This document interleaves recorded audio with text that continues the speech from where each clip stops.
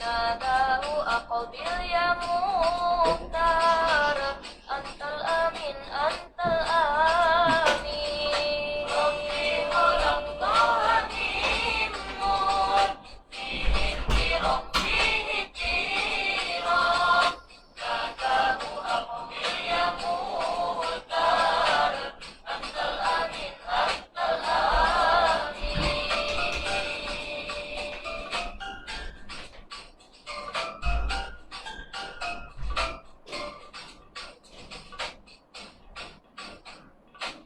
لما ارتقى البيت المعمور صلى الإمام صلى الإمام لما ارتقى البيت المعمور صلى الإمام صلى الإمام وقد دنا من ربه الباهي الجليل الباهي الجليل ناداه أقبل يا مختار أنت الأمين أنت الأمين أنت الأمين أنت الأمين ربي خلقتها من نور فيه احترام فيه احترام ناداه أقبل يا مختار أنت الأمين أنت الأمين ربي خلقتها من نور فيه احترام فيه احترام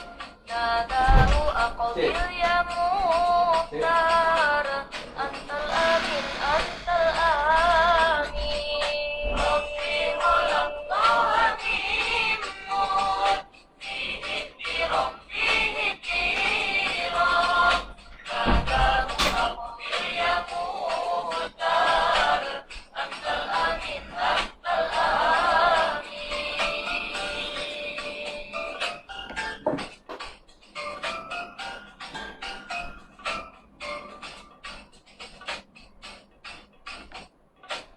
لما ارتقى البيت المعمور صلى الإمام صلى الإمام لما ارتقى البيت المعمور صلى الإمام صلى الإمام وقد دنا من ربه الباهي الجليل الباهي الجليل ناداه أقبل يا مختار أنت الأمين أنت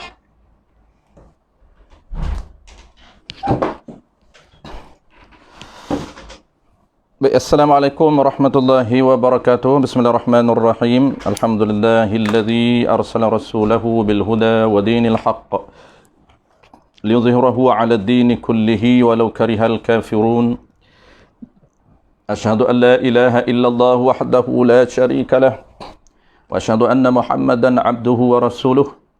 Salawatullahi wa salamuhu 'ala hadzal nabiyyil karim وإمام المتقين وقائد الدعاة المجاهدين وعلى آله وأصحابه أجمعين اللهم علمنا ما جهلنا وانفعنا بما علمتنا وجعلنا من المخلصين وصلى الله على سيدنا محمد وعلى آله وبارك وسلم والحمد لله رب العالمين.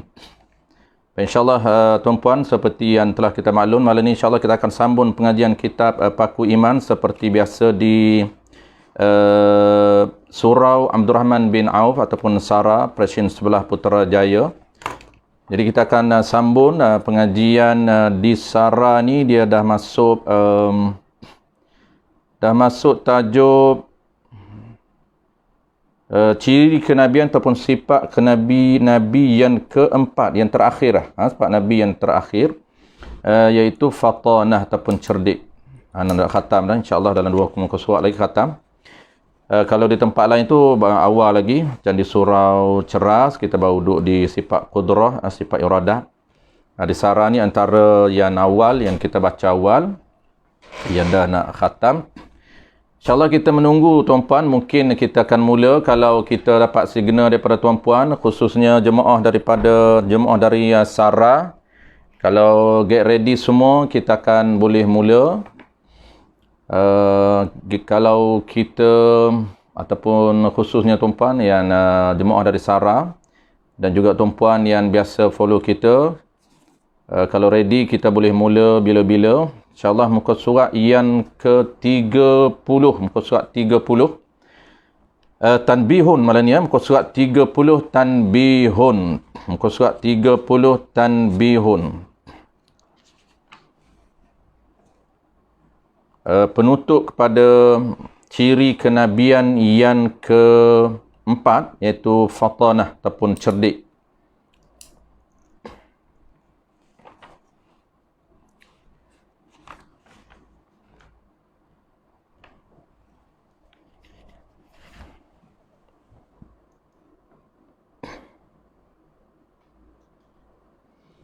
Baik, kita menunggu sekejap.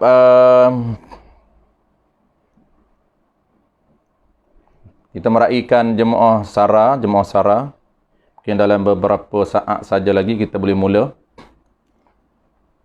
Tok Mulu Sarah mungkin belum sampai lagi, belum masuk lagi. Mama Airil. Okey, Mama Airil dah wakil Sarah. Assalamualaikum. Waalaikumsalam warahmatullahi wabarakatuh. Sudah ada Hafiz, Mama Hafiz. Assalamualaikum. Waalaikumsalam warahmatullahi wabarakatuh. Ataupun mungkin kita boleh mula dulu. Kalau dah ready, tuan-puan boleh bagi signal.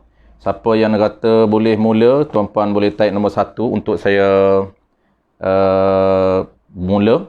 Sebab kita nak, sebelum kita mula, biasanya kita akan bagi peluang kepada tuan-puan untuk ready, kerana ilmu ini sebelum kita mula, kerana mahalnya ilmu ini dan tingginya ilmu ini, dia akan singgah di hati-hati orang yang ready untuk menerima.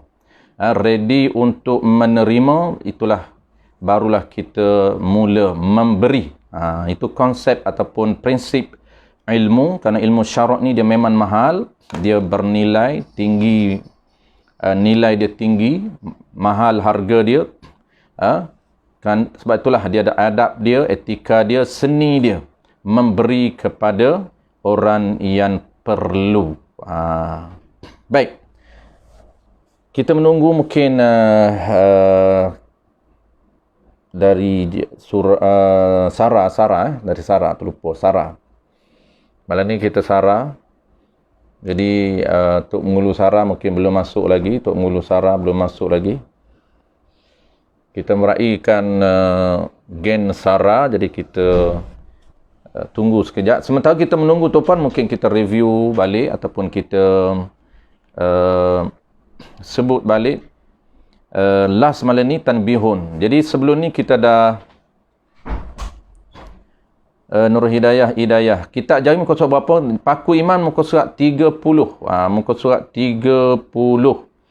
Di bawah sekali Tanbihun. Kalau siapa yang ada kitab, dah ada photostat ataupun ada yang PDF. Sekarang ni PDF pun ada tuan-puan. PDF dah ada.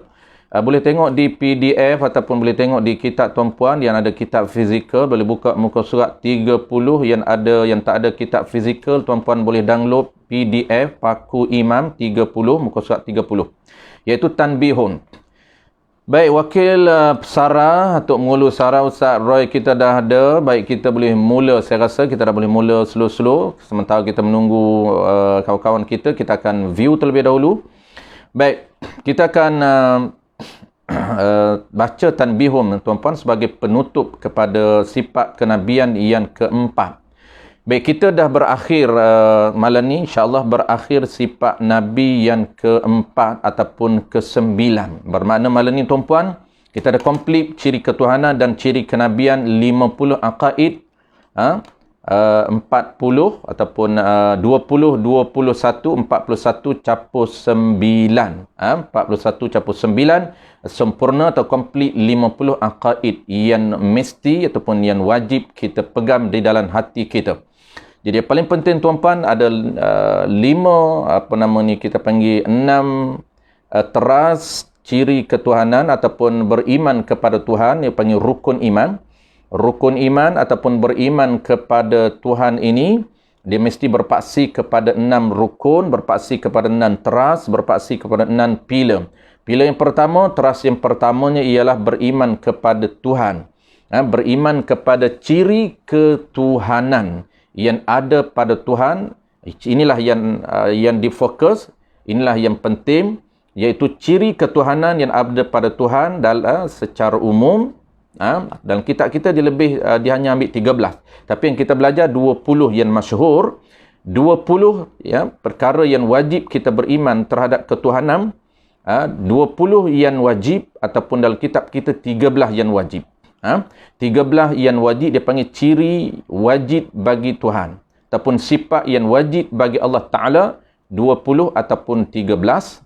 Dan ciri yang mustahil ataupun sifat mustahil ataupun sifat istihalah bagi Allah Ta'ala 20 ataupun dalam kitab kita ini 13.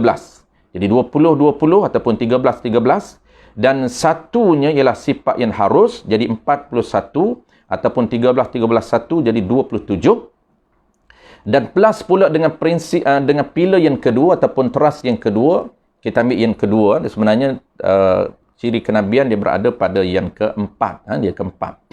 Jadi ada 6 teras itu, ada 6 rukun iman itu. Setiap satu rukun iman itu ada cara untuk kita beriman. Itulah yang diajar di dalam kitab Tauhid kita. Yang diajar di dalam kitab mana-mana kitab Usuluddin mendetailkan ataupun memperincikan setiap rukun iman. Itulah dia kandungan utama kitab Usuluddin ataupun kitab Aqidah. Tapi yang detailnya 2 pilar sahaja, 2 rukun sahaja, 2 teras sahaja yang didetailkan, iaitu pertamanya ialah ciri ketuhanan yang ada 41. Dalam kitab kita ini ada 13 tuan-puan, 13, 1, 27. Dan di dalam ciri yang seterusnya keempat ataupun pilar yang keempat yang didetailkan, iaitu rukun yang keempat, beriman kepada kenabian, iaitu beriman, percaya ataupun berpegang kepada ciri kenabian yang ada pada Nabi. Ada berapa ciri kenabian? Ada 9. 4 sifat wajib bagi Nabi, 4 sifat istihalah bagi Nabi, 4 dan sifat harus bagi Nabi, 9. 9 itu kita mesti pegang dan percaya di hati kita. Kita percaya, kita beriman dan kita pegang dan kita percaya ataupun kita panggil kita berakidah. Kita ada akidah dalam hati kita, ada pegangan dalam hati kita. Pegangan apa dia?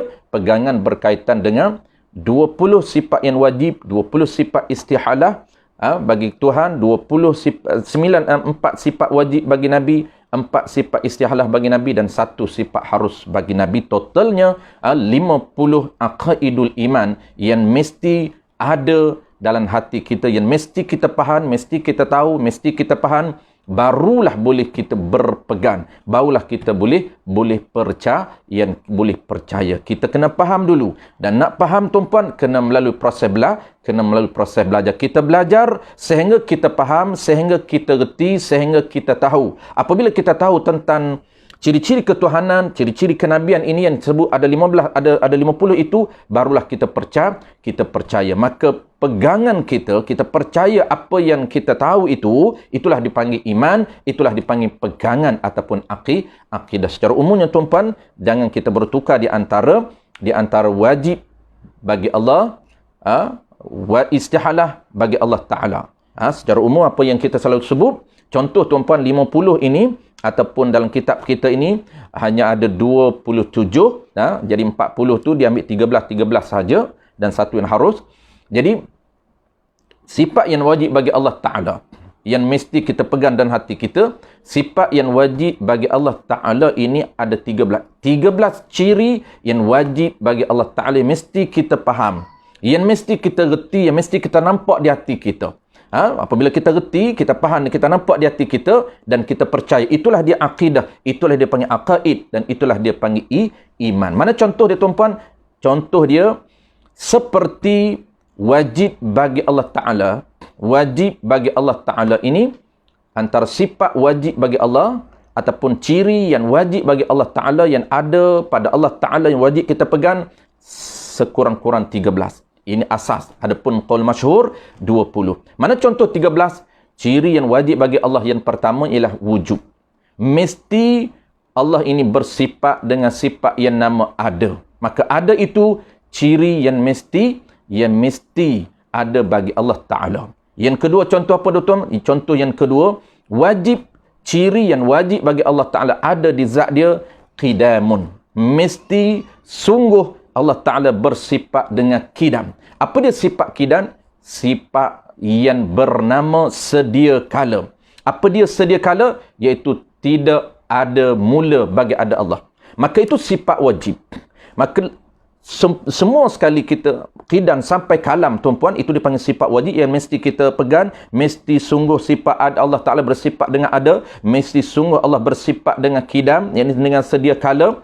Mesti sungguh Allah bersifat dengan baqa, dengan tak ada penhujung, dengan tak binasa. Mesti sungguh Allah Ta'ala bersifat dengan qiyamuhu binafsih, tak berhajat pada sesuatu yang lain. Mesti sungguh Allah Ta'ala bersifat, berciri dengan mukhalafah, dengan tak sama dengan sesuatu yang lain. Sampailah kita bilang, sampailah kalan. Mesti sungguh Allah mesti ada sifat yang bernama perkata di zat Allah Subhanahu Wa Ta'ala. Komplit 13 ataupun tambah 20. Baik, yang istihalah pula nak melengkapkan tuan-puan, tak memadai kita beriman, kita faham, kita reti hanya 13 ataupun 20 sifat wajib. Mesti lengkapkan sifat Allah Ta'ala yang bernama istihalah ataupun mustahil. Macam mana contoh dia? Wajib, iaitu wajib kita i'tiqad. Sifat Allah Ta'ala ini bersifat dengan apa dia? Bersifat dengan istihalah. Mana contoh tuan-puan? Contoh dia, Allah Ta'ala ini wujud, qidam, baqa. Itu mesti. Baik, istihalah pula mesti Allah Ta'ala ini tak baharu. Bukan baharu, kalau qidam ini sedia kala tuan-puan, sedia kala, tidak ada mula, maka mesti dia tak baharu. Kalau baharu, ada mula. Kalau baharu, ada mula. Ini yang kita kena faham. Kalaulah baharu itu mustahil, tapi yang kita nak ni apa dia? Istihalah. Apa dia istihalah? Istihalah ini tak ada mula ataupun dia panggil tak baharu. Baqa, kekal. Mana apa kekal? Tak binasa. Kekal selama-lamanya, tak binasa. Itu makna salbiyah, tak binasa.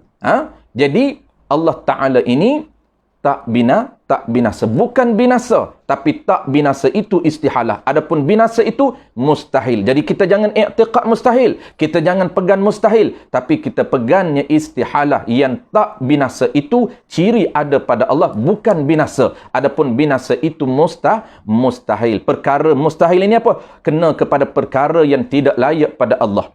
Adapun tak binasa itu ciri istihalah yang mesti ada di Allah Subhanahu Wa Ta'ala, yang sungguh di diri Allah Subhanahu Wa Ta'ala. Baik, settle tuan-puan secara umum sambil-sambil kita menanti kawan-kawan kita sebelum kita mula. Baik, begitu juga sama konsep dia juga tuan-puan, kepahaman, cara kita nak faham, cara kita nak pegang di hati kita, cara kita nak beriman, nak percaya di hati kita. Apabila kita faham dulu baru boleh percaya. Sebab itulah kena ikhtiar, kena berusaha sedaya mungkin bertukul lumuh sehingga kita faham, sehingga kita nampak di hati kita berkaitan dengan ciri ketuhanan, sama ada ciri yang wajib ataupun ciri yang istihalah, mesti kita nampak. Begitu juga dekat Nabi tu apa? Nabi 9. Ciri Nabi ada 4 yang wajib, 4 yang istihalah dan juga 1 yang harus. Jadi 9. Ini termasuk 9 ini dipanggil aqaid. Kalau 1 dia panggil akidah ataupun 1 dia panggil aqdun. Kalau plural dia panggil aqaid. Baik, apa dia tuan-puan? Jadi Nabi ni kita masuk ini fatanah. Nabi ciri yang ada pada Nabi, ciri yang wajib yang mesti ada pada Nabi ada 4, iaitu siddiq. Nabi ini mesti bersifat dan berciri benar. Kita dah tahu apa dia benar. Itu ciri yang wajib. Siddiq itu ciri yang wajib. Dan istihalahnya Nabi ini Nabi bersifat dengan sifat tak dusta. Maka tak dusta itu ciri ada pada Nabi. Dia benar. Maka ciri yang ada pada Nabi juga ialah tak dusta. Nak membenarkan, menzahirkan makna benar. Tak dusta itu istihalah. Bukan kadzib, bukan dusta. Ataupun dusta itu mustahil. Mustahil ini kena kepada perkara yang tidak layak bagi Allah bagi Nabi. Tidak layak, sifat yang tidak layak bagi Nabi tuan-puan ialah sifat dusta. Pendusta tidak layak bagi Nabi. Kenapa? Kerana Nabi ini dia berciri dan bersifat dengan sifat benar. Yang kedua, benar ataupun dia panggil siddiq. Yang kedua, amanah. Nabi ini boleh dipercayai. Mesti Nabi berciri ataupun bersifat dengan sifat yang bernama amanah. Bernama apa? Amanah. Orang yang boleh dipercayai. Maka sifat Nabi juga dipanggil istihalah. Mesti Nabi tak khianat. Tak khianat itu istihalah yang ada pada Nabi. Bukan khianat. Adapun khianat itu dipanggil mustahil. Kita bukan nak berpegang mustahil, tapi kita nak berpegang istihalah, iaitu tak khianat itu. Kenapa Nabi tak khianat? Kerana Nabi amanah. Nabi ini orang yang boleh dipercayai, orang yang boleh diharap, maka Nabi dia tidak khianat. Tidak khianat itu ciri yang ada pada Nabi, bukan khianat. Adapun khianat itu dipanggil mustahil. Sampailah kepada malam ni tuan-puan, fatanah dan malam ni tabligh. Malam ni fatanah, tabligh yang ketiga dan fatanah. Fatanah ni cerdik. Nabi cerdik dan Nabi tak bodoh. Maka tak bodoh itu ciri yang ada pada Nabi yang termasuk dipanggil istihalah. Baik, kita terus sambung tuan-puan. Qala al-musannif rahimahullahu subhanahu wa ta'ala.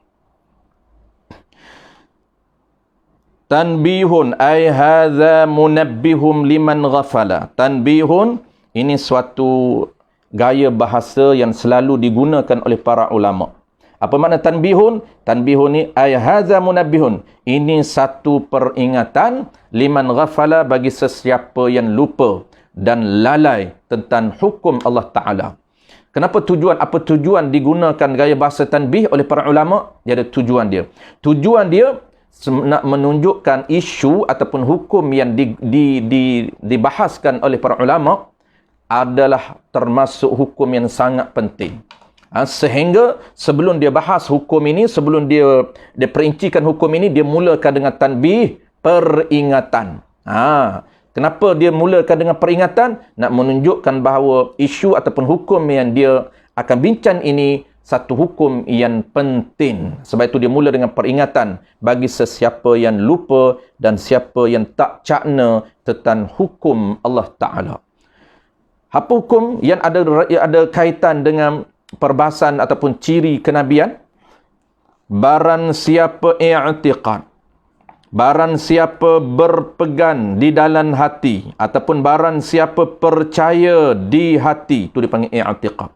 I'tiqad ni pegangan. Iaitu apabila sebut pegangan, dia mesti ada benda yang dipegang. Apa dia benda yang dipegang itu? Benda yang menjadi pegangan itu merujuk kepada ciri ketuhanan dan ciri kenabian. Paling basic yang kita kena tahu, ciri kesempurnaan Nabi banyak, ciri kesempurnaan Allah sangat banyak. Tetapi yang wajib, yang basic kita tahu ialah 13 ciri kesempurnaan yang ada pada Tuhan. Dan 13 ciri istihalah yang ada pada Tuhan. Dan 4 ciri yang wajib yang mesti ada pada Nabi, 4 ciri kesempurnaan wajib ada pada Nabi, dan 4 ciri istihalah yang mesti ada pada Nabi, dan 1 ciri harus yang ada pada Nabi. Itu dipanggil i'tiqad. Barang siapa berpegang ataupun percaya di hati ataupun berkata ni dia menggunakan lisan, ataupun berkata menggunakan lisan, ataupun berkata yakni dengan lidah. Nabi Muhammad sallallahu alaihi wasallam Allah peran. Allah tu mana kalah. Nabi Muhammad sallallahu alaihi wasallam Allah yang ni kalah perang. Seperti barang siapa intiqad atau berkata, apa yang dia berkata tu? Nabi Muhammad sallallahu alaihi wasallam kalah perang. Seperti mana contoh dia berkata? Ini contoh. Ia seseorang berkata. Mana benda yang dia kata? Maqul qaul, perkara kalah dan menang itu perkara biasa. Nabi Muhammad pun ada juga kalah perang. Ini perkataan dia. Dia kata perkara kalah dan menang ni biasa saja. Kenapa? Kerana Nabi kita pun biasa kalah dalam perang. Ini bahaya. Kalah dalam perjuangan ni biasalah, dia kata. Kerana fitrah ada orang berjuang, kalah menang ada orang berjuang. Kenapa? Kerana Nabi juga pernah kalah dalam perang. Ini bahaya. Ini perkataan-perkataan sandar kepada Nabi yang memerlukan kita ada ilmu usuluddin untuk filter perkataan-perkataan yang sebenar yang perlu kita guna melibatkan Nabi. Apabila kita nak nisbahkan Nabi, nak nisbahkan kepada Tuhan, mesti kita ada ilmu usuluddin supaya kita terselamat pegangan kita, akidah kita. Seperti mana dia kata Nabi juga kalah perang? Seperti perang Uhud. Nabi kalah di dalam peperangan Uhud. Maka orang yang berkata yang demikian itu. Maka orang yang berkata yang demikian itu. Demikian mana? Nabi ada juga kalah perang. Seperti Nabi kalah dalam peperangan Uhud. Siapa yang orang yang berkata demikian itu pembohong, pendusta semata-mata. Sesiapa yang menisbahkan kepada Nabi, Nabi kalah di dalam peperangan, iaitu kalah dalam peperangan Uhud, Nabi menang dalam peperangan Badar, dalam peperangan Uhud Nabi kalah. Allah gilirkan menang dan kalah merupakan fitrah dan adab perjuangan. Ini bahaya tuan-puan. Merupakan pendusta. Apa dia pendusta? Orang yang bercakap Nabi kalah perang ini termasuk pendusta, pembohong. Kita dah tahu makna pendusta ini, al-ikhbaru yukhalifu. Al-ikhbaru bima yukhaliful waqi'. Iaitu memberitahu sesuatu yang tidak menepati dengan realiti yang sebenar. Siapa yang mengatakan Nabi kalah perang, maka sebenarnya itu tidak bertepatan dan bertepatan dengan fakta yang sebenar. Apa dia? Yang sebenarnya Nabi tidak kalah. Yang sebenarnya Nabi tidak kalah. Sebab itulah sesiapa yang menisbahkan kepada Nabi kalah termasuk menghina dan melekeh ciri dan perwatakan yang ada pada Nabi. Kerana Nabi tidak pernah kalah dalam siri-siri peperangan yang pernah disertai oleh Nabi. Makna Allah Ta'ala nak gilirkan. Ada yang Nabi ini menyertai peperangan, Nabi banyak syahid ataupun banyak sahabat Nabi yang mati syahid seperti peperangan Uhud. Bukan makna ramai mati syahid itu kalah, tidak. Sebenarnya Nabi tidak kalah, bahkan Nabi menang. Kerana apa? Kerana pada awalnya Nabi mencapai kemenangan yang bergaya di dalam peperangan Uhud. Tetapi Nabi terpaksa menukar strategi berundur. Undur itu tidak bererti kalah. Nabi berundur itu tidak bererti kalah. Pada awalnya kalau kita baca sejarah tuan-puan, sebab itulah baca sirah, baca sejarah, baca tafsir Quran, tafsir hadis, saya sebut selalu tuan-puan, mesti ada alat untuk filter segala ilmu itu supaya dia panggil apa, selamat daripada penyelewengan. Walaupun ada kita terbaca menggunakan istilah kalah, itu mesti ditakwil, mesti dimurnikan, bukan kalah. Kenapa? Kerana pada awal peperangan Uhud yang disertai oleh Nabi dan pasukan para sahabat mencapai kemenangan yang bergaya. Tetapi apabila Nabi terpaksa menukar strategi berundur, apabila pasukan sahabat Nabi, pasukan pemanah yang Nabi tugaskan berada di atas bukit, mereka ini ingkar kepada arahan Nabi, turun mengutip, mengambil harta ghanimah, harta-harta rapasan, sehingga mana bukit ataupun tempat itu dirampas oleh musyrikin Mekah yang diketuai oleh Khalid Al-Walid, masa itu masih belum memeluk agama Islam, sehingga Nabi terpaksa menukar strategi, bukan menyerang, tapi Nabi berundur untuk Nabi bermesyuarat dan menukar strategi baru. Sahabat ataupun para ulama mengemukakan hujah kenapa Nabi tidak boleh dikatakan kalah perang, dan kenapa Nabi tak kalah dalam peperangan Uhud. Walaupun tempat strategis, pasukan pemanah yang Nabi letak di atas bukit, mereka engkar, mereka turun, sehingga terpaksa Nabi menukar strategi. Nabi mengambil strategi berundur untuk tukar strategi baru. Nabi bukan menyerang. Nabi, ulama jawab kenapa Nabi tak kalah, kerana Nabi ataupun musyrikin Mekah tidak mampu untuk menaklukki Madinah. Selepas peperangan Uhud, musyrikin Mekah kembali balik ke Mekah. Mereka kembali balik ke Mekah dan gagal untuk menaklukki bumi Madinah. Yang kita tahu antara tujuan peperangan Badar ataupun peperangan Uhud, antara tujuan besar musyrikin Mekah, ada dua tujuan besar. Mereka yang pertama, mereka cuba untuk menakluki ataupun menguasai bumi Madinah, dan yang kedua, mereka cuba untuk menangkap dan membunuh Nabi kita. Mereka cuba untuk menangkap dan membunuh Nabi kita Muhammad sallallahu alaihi wa ala alihi wasallam. Dan kedua-dua tujuan ini tidak tercapai dalam peperangan Uhud. Sebab itu kata para ulama, tidak boleh untuk kita mengatakan Nabi kalah dalam peperangan Uhud semata-mata ramai para syuhada, ramai para syahid terkorban, tertewas apabila selepas pasukan musyrikin Mekah mengambil alih satu tempat yang strategis, yang sangat strategik, yang diarahkan oleh Nabi. Para sahabat ingkar. Semata-mata faktor itu bukan kita boleh mengatakan bahawa Nabi kita kalah perang. Kenapa? Kerana ulama menjawab, pertama, musyrikin Mekah tidak mampu menakluki bumi Madinah. Mereka terus terpaksa mereka kembali balik ke Mekah. Dan yang keduanya, mereka tidak berjaya menangkap Nabi dan juga tidak berjaya membunuh Nabi. Ini tujuan mereka, tujuan Abu Jahal. Setiap siri peperangan yang mereka ialah orang-orang, figure-figure utama untuk pastikan mereka terkorban. Antara yang mereka ialah Nabi selain daripada sahabat-sahabat lain. Tetapi Nabi tidak berjaya ditangkap oleh mereka dan Nabi tidak berjaya dibunuh oleh mereka. Kedua-dua tujuan mereka gagal, bermakna kita tidak boleh menisbahkan Nabi kalah perang. Para ulama kita lain, Al-Fadil Al-Alamah Tuan Guru Jicip, dan satu risalah dia menyatakan, dia buat perumpamaan yang dinakalkan daripada kitab Aqidatun Najim.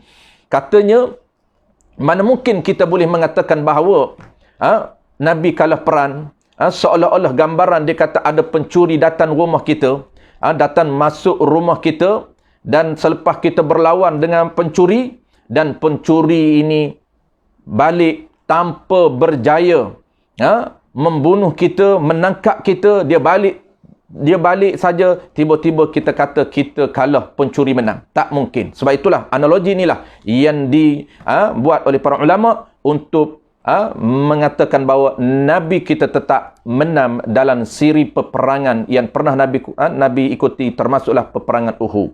Itu maksud pembohong. Maka orang yang berkata demikian itu, Nabi kalah perang seperti perang Uhud, itu pembohong ataupun pendusta. Apabila pembohong, badal jadi kafir murtad, wal'iyazubillah. Kenapa jadi kafir murtad? Kerana menghina dan melekehkan Nabi sallallahu alaihi wasallam. Termasuk menghina, termasuk melekehkan Nabi. Ini bahaya tuan-puan. Setiap perkataan mesti kita berhati-hati, berjaga-jaga, kerana ada perkataan yang boleh merungkai akidah kita. Ada perkataan yang boleh membawa kesan besar menurut akidah kita, sehingga terkeluar daripada agama. Maka tafriq bagi kata kafir murtad, maka wajib ia orang yang berkata demikian itu taubat, wajib dia bertaubat. Bertaubat macam mana? Mengucap 2 kalimah syahadah, kembali kepada Islam. Itu bertaubat cara orang murtad. Dan jadi kafir orang yang berkata, dan atau pada kata jadi kafir orang yang kata Nabi kalah perang. Sesiapa yang kata Nabi kalah perang, maka kafir murtad wal'iyazubillah. Ini dijelaskan dalam kitab Syarqawi juga, jilid yang kedua. Dalam kitab Hasyiah Syarqawi dijelaskan tentang hukum mengatakan Nabi kalah perang dalam jilid yang kedua. Dan atau pada kata siapa kata Nabi kalah perang dan jadi kafir orang berkata, sama juga dengan kata Nabi kalah perang dan jadi kafir orang yang berkata Nabi pun lari. Atau Nabi berselindung di belakang sahabat. Siapa yang disebutkan Nabi lari di medan perang ataupun Nabi lari berselindung di belakang sahabat, ataupun berkata Nabi lari bersembunyi, menyorok ni bersembunyi. Bila ni bersembunyi ni? Ketika mana peristiwa hijrah. Nabi ni apabila turunnya perintah hijrah, meninggalkan Mekah, Nabi kena hijrah ke Madinah, maka Nabi memilih sahabat. Sahabat yang akan menemani sepanjang hijrah dia ke Madinah, iaitu Abu Bakar As-Siddiq radhiyallahu anhu. Jadi Nabi bersama dengan sahabat karib beliau ini, Abu Bakar As-Siddiq ini, merangkap bapa mentua dia ini, berhijrah dan bersembunyi di Gua Thur. Sesiapa yang mengatakan Nabi lari bersembunyi di Gua Thur, takut dibunuh. Siapa kata Nabi pengecup, Nabi takut dibunuh sehingga terpaksa lari di Gua Thur, ataupun Nabi berselindung di belakang sahabat. Sebenarnya tuan-puan, Nabi ni dia bukan takut terpaksa berselindung. Tidak, Nabi tak perlu berselindung di belakang sahabat. Tetapi kenapa dalam siri ataupun dalam kitab sirah, kita biasa dengar banyak kisah-kisah yang mengatakan bahawa Nabi ini dilindungi oleh para sahabat. Kenapa? Kerana menjadi kewajipan kepada para sahabat melindungi Nabi kita Muhammad sallallahu alaihi wasallam daripada terkena panah. Wajib menjadi kewajipan, bukan sunat.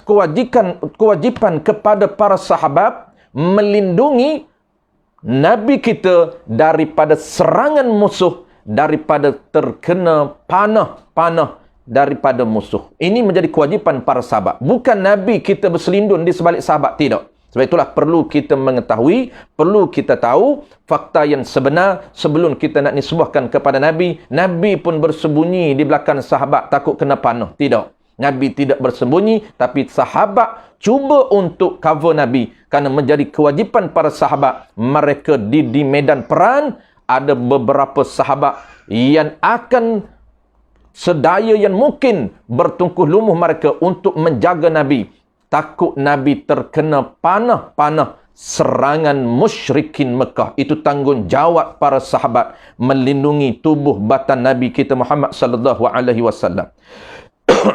Apabila nak bercakap pasal Nabi, tuan-puan, memang sangat perlu kepada ilmu.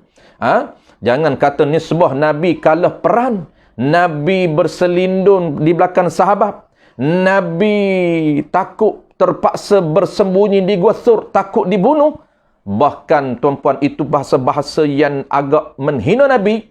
Bahkan memanggil panggilan Nabi dengan nama dia pun tak boleh. Tidak beradab, haram adab tuan-puan. Dah menjadi satu trend hari ini tuan-puan. Terpaksa kita kena beritahu.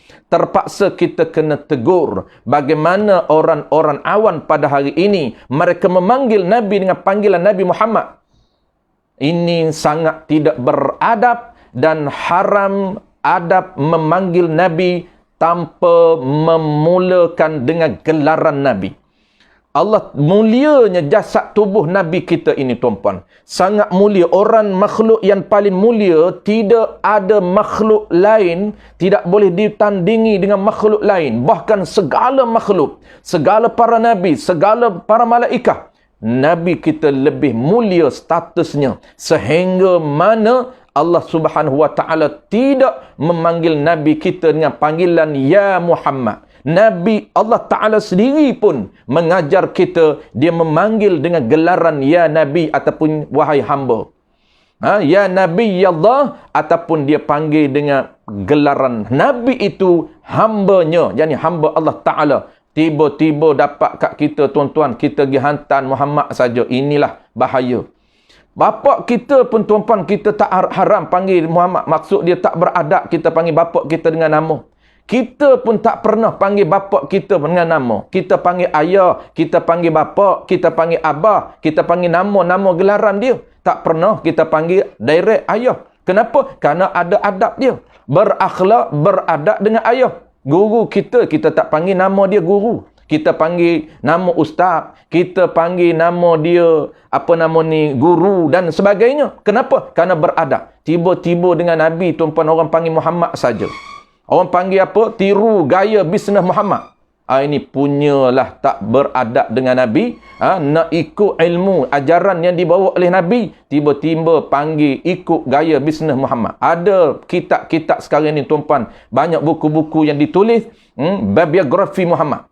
Terbaru dilancarkan, saya tak nak cerita siapa penulis, dilancarkan terbaru biografi latar belakang Muhammad. Kenapa tak boleh sebut latar belakang Nabi?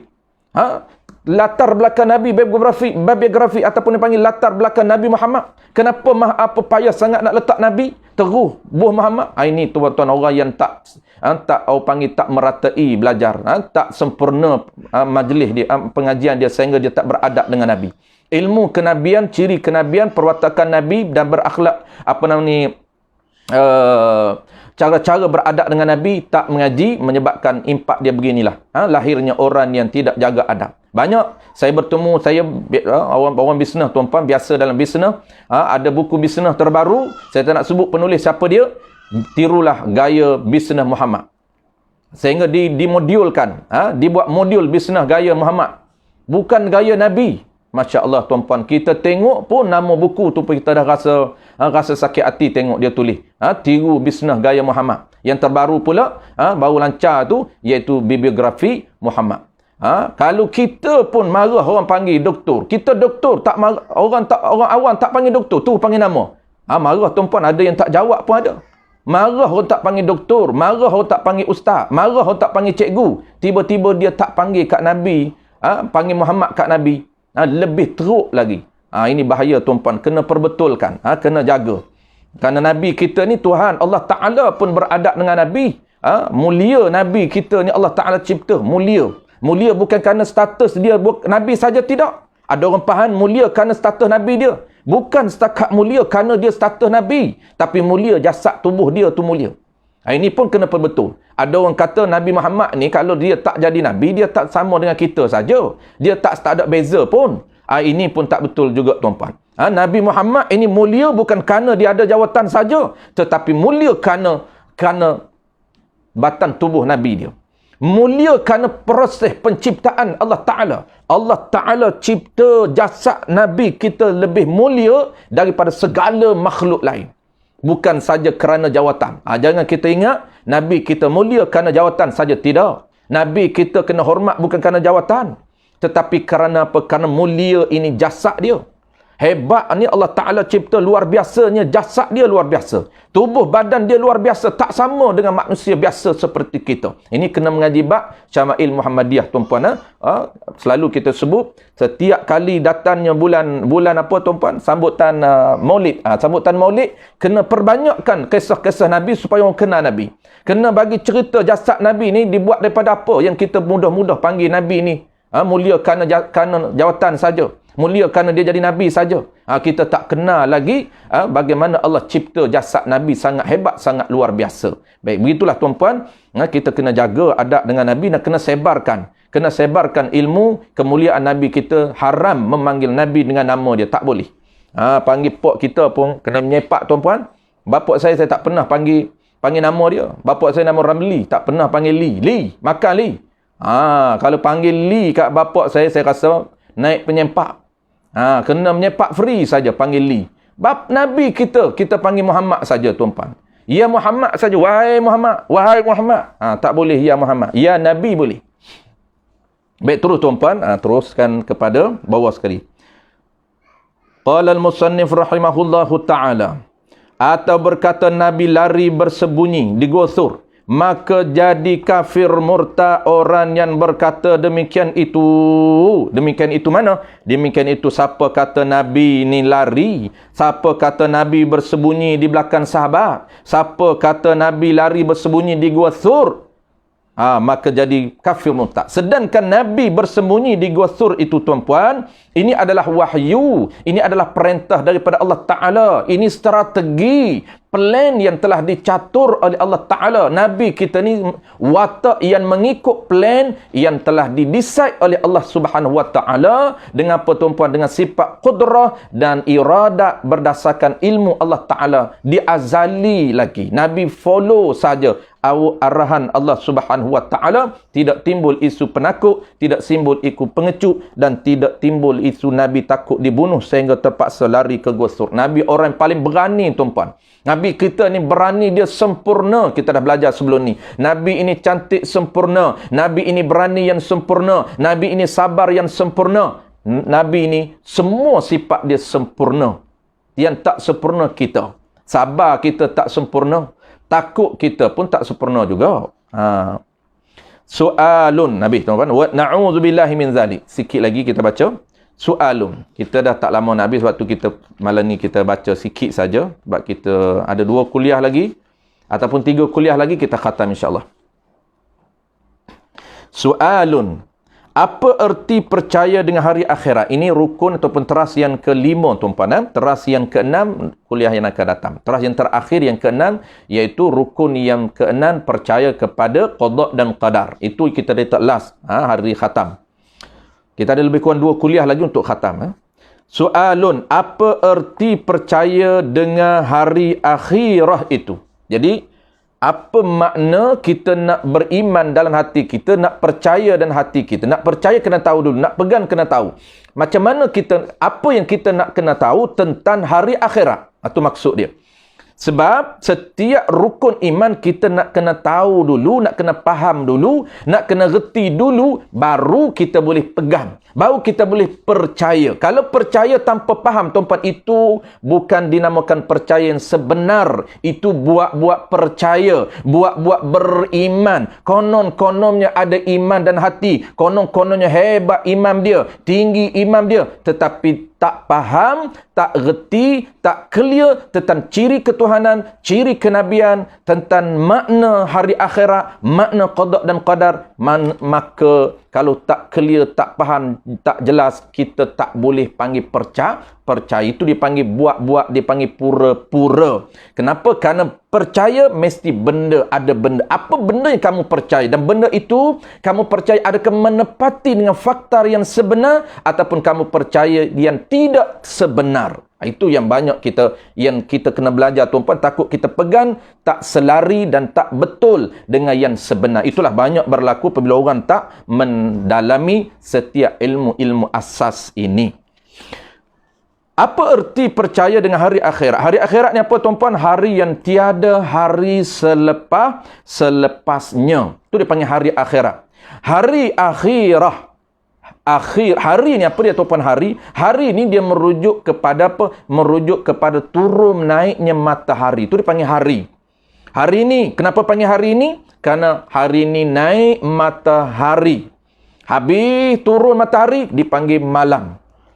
Besok balik, hari besok naik matahari balik, kita panggil hari. Tergelan matahari, kita panggil malam. Begitulah prosesnya. Maka hari akhirnya apa? Merujuk nisbah akhir ni. Nisbah hari yang tidak ada lagi naik matahari selepas daripadanya. Selepas daripada hari itu. Maka hari itu, tuan-puan, dipanggil hari last, hari terakhirkan besok matahari tidak lagi muncul. Jawab erti hari akhir, iaitu wajib atas, ini wajib syarak tiap-tiap mukallaf, wajib atas tiap-tiap mukallaf, i'tiqad, yakni pegang di hati, tiap-tiap yang bernyawa mesti kena mati. Tiap-tiap yang bernyawa itu mesti mati. Mesti ni bukan wajib akal, tuan-puan. Mesti ni kita dah belajar, mesti mati ni termasuk wajib aridi. Wajib aridi. Kenapa? Kerana Allah Ta'ala dah janji. Dia panggil wajib yang ada kaitan dengan janji-janji Allah Ta'ala. Jadi Allah dah janji setiap yang makhluk ini pasti akan mati. Bernyawa mesti mati apabila sampai ajalnya. Ajal ni apa tu pun? Ajal ni tempoh. Tu panggil ajal. Ajal bahasa Arab. Faiza jaa ajaluha, apabila datanglah ajal kamu. La yastakhiruna sa'ah wa la yastaqdimun. Apabila datangnya ajal, tiada terdahulu dan tiada terkemudian. Tiada Allah terdahulu, yakni tiada cepat dan tiada terkemudian, tiada lambat. Syap. Allah Ta'ala akan tepat masa yang dijanjikan. Tempoh ni apa tuan-puan? Ajal ni apa? Ajal ni tempoh yang Allah tetapkan kepada setiap makhluk yang dia akan berada di alam ini.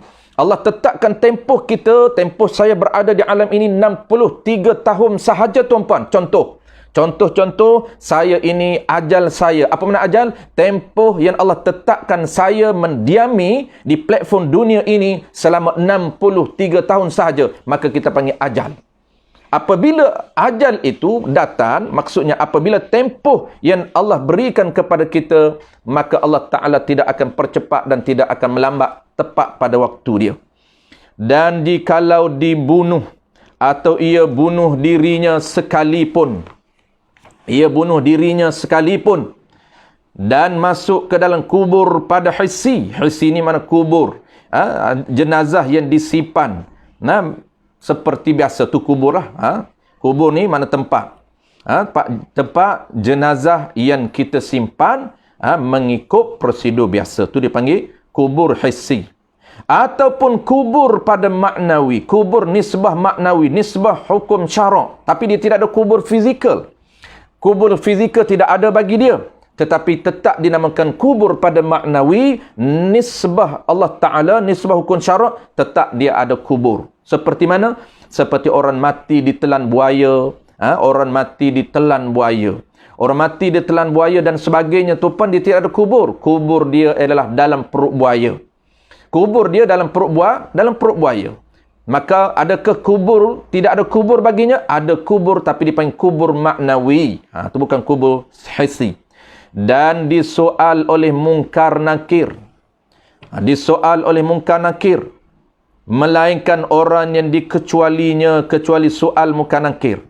Dan nikmat atau azab di dalam kubur. Nisbah azab akhirah. Maka tiada jadi azab mayit dengan bangsa dunia. Ni kita cepatkan. Yang mudah tuan-puan kita cepatkan. Maka tiada jadi azab, tiada kena azab, tiada jadi sakit azab ni, tiada jadi seksa mayit dengan bangsa dunia. Mayit ni tuan-puan, mayit ni bahasa Arab selalu kita sebut merujuk kepada bangkai manusia mayit. Mayit ini merujuk kepada orang yang matilah. Dia panggil bangkai. Bangkai ni apa? Hilangnya nyawa daripada jasad kita dipanggil bangkai. Kalau mayitah itu bangkai haiwan. Jenazah bila pula? Jenazah ketika mayit itu berada di atas pengusun, maka kita panggil jenazah. Itu nisbah nama, nisbah panggilan berbeza mengikut nisbah. Kalau mayit berada di atas pengusun, kita nak usum ke kubur, dipanggil jenazah. Usum jenazah, bukan usum mayit. Kenapa? Kerana mayit berada di atas pengusun, dipanggil jenazah. Seperti maka tiada jadi azab, tiada jadi seksa mayit dengan bangsa dunia. Seperti kita cincam atau bakar api sekalipun, mayit itu tiada jadi sakit. Apabila dia mati, mayit ini, dia tak seksa nisbah dunia. Dia seksa nisbah akhirat. Walaupun dia duduk dalam, dia tidak ada jasad, kerana jasad ditelan buaya, jasad ditelan harimau, tetap dia akan merasai nikmat. Tetap dia akan merasai nikmat dan tetap dia merasai azab walaupun dia tidak ada kubur. Kubur hissi dia tidak ada, tapi kubur yang maknawi dia ada. Sebaliknya, azab dunia, mayat tidak jadi azab dunia. Seperti kena cincang, mayat kena cincang. Lepas dia mati kena cincang lumak mayat dia. Dia tak azab. Ataupun kena bakar sekalipun, mayat itu tiada jadi sakit, tak sakit. Cuma haram. Tetapi nisbah hukum haram lah. Tetapi haram kita buat perkara yang kesakitan, yakni kesakitan ataupun kesakitnya, sakit mayat. Haram kita cican mayat, haram kita bedah mayat, haram kita operate dia kerana menyebabkan dia sakit. Walaupun sakit dia itu, dia tak merasai sakit mayat ni sebab dunia, ni sebab akhirat saja. Jika ia masa hidupnya, kalau masa hidup itu dia sakit, maka haram kita menyakiti walaupun dia dah mati. Maka haram kita potong atau meluka akan dia akan mayat, atau dibelah akan dia akan mayat, atau dikhatan akan dia akan mayat. Kenapa haram? Kerana tu ilah bagi haram. Kerana buat seperti yang tersebut itu, itu mana? Potong, melukakan, belah, mencabulkan kehormatan mayat. Haram dengan sebab bukan kerana dia sakit. Haram bukan kerana cicam dia, kerana bedah operate dia sakit mayat. Bukan, tapi kerana haram ilah dia. Ilah dia panggil ilah. Dari segi ilah, mencabul kehormatan mayat. Kerana syarak suruh hormat dan mulia akan dia akan mayat. Syarak suruh memuliakan mayat dan juga menjaga kehormatan mayat. Kena jaga kehormatan mayat. Adapun hadis mayat suruh orang buat cermak-cermak waktu mandinya kerana ia sakit, bekas tercabut rohnya, dan hadis mayit suruh orang usunnya berhenti sekejap, jangan bawa segera kerana ia hendak lihat rumah tangganya dan nak lihat keluarganya dahulu, maka iaitu karub sahaja, tiada sah hadis itu. Dan yang sebenarnya Nabi suruh segera, jangan berhenti panjang tuan-puan, wallahu alam. Baik, kita akan mula baca lain, iaitu kita mula kat mana tuan-puan? Dah panjang nak berhenti sebab kita dah lewat. Baik, kita akan bulan depan kita akan mula balik di adapun hadis. Kita akan mula balik di adapun hadis mayit suruh orang buat cermak-cermak waktu mandi kerana ia sakit bekas tercabut roh, dan hadis mayit suruh orang usum berhenti sekejap. Ini banyak yang orang duk buat di dalam kalangan masyarakat tuan-puan. Usum mayit nak turun tangga berhenti, ada gear 3. Berhenti baca Fatihah. Melangkah kali kedua berhenti, baca Fatihah. Langkah pula kali ketiga berhenti baca Fatihah. Adakah itu ada hadis yang sebenar ataupun amalan kita sahaja? InsyaAllah tuan-puan kita akan bincang bulan depan. Sebab itu kita stop kerana dia, kalau kita baca hari ni dia tak boleh fokus kerana dia panjang. Dia terpaksa kita kena panjangkan, jadi kita akan berhenti. Kita baca bulan depan. InsyaAllah tak santai-santai saja, dia tak payah tuan-puan. Tak ada yang berat dah, tak ada yang berat. Cuma yang berat sedikit itu penutup, iaitu beriman kepada qada dan qadar. Kita akan faham apa qada dan apa qadar. Adapun yang last ini, hari akhirat ini, dia lebih santai, mudah sahaja tuan-puan. Dia tak heavy mana, dia tak berat mana, dia tak tough mana. InsyaAllah lebih kurang 2 kuliah lagi kita boleh khatam. Paling tinggi pun 3 lah. Paling tinggi 3 kuliah lagi. InsyaAllah kita boleh khatam. Wallahu a'lam tuan-puan. InsyaAllah kita jumpa lagi di bulan depan. Ada yang kuliah dui bulanan anjuran surau Abdul Rahman bin Auf, Presiden sebelah Putrajaya. Terima kasih banyak kepada pihak pengurusan surau. Terima kasih kepada AJK surau, pihak pengurusan surau, terutamanya Ustaz Roy kita yang sudi meneruskan agenda bulanan kita, aktiviti pengajian kuliah kita setiap bulanan walaupun dalam suasana PKP ini, tapi kita teruskan juga. Dan terima kasih juga kepada tuan-puan di luar sana, tuan-puan yang sudi memeriahkan Facebook live kita, memeriahkan pengajian online kita walaupun sekadar tambahan info saja, kerana kita yang ringkas ini sekadar ulang kaji, bukan ilmu yang tinggi tuan-puan, tapi sekadar untuk ulang kaji sahaja. Benda-benda yang kita dah belajar dulu kita ulang kaji balik. Baik, terima kasih. Ajarakumullah fi ma atait. Bismillahirrahmanirrahim. Alhamdulillahirabbil alamin wassalatu wassalamu ala asyrafil anbiya'i wal mursalin المرسلين وعلى آله وأصحابه أجمعين.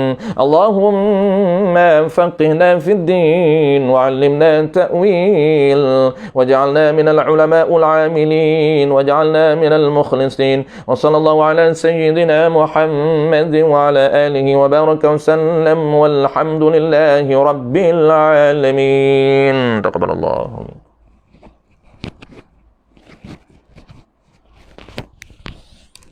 Internet problem, Hairil. Oh, sekarang ni memang kebanyakan mana-mana tempat pun problem internet. Mungkin ramai sangat orang guna kan. Mungkin ramai sangat orang guna. Saya ni pakai Unify, takat ni okey lah. Unify dia agak okey sikit. Tapi yang problem pakai data lah. Pakai data ni problem sikit. Mungkin ramai sangat kan. Ramai sangat orang pakai guna. Anak-anak pun belajar internet. Kuliah online lagi. Internet memang banyak sangat orang pakai internet. Baik, insyaAllah tuan-tuan, terima kasih. Kita akan jumpa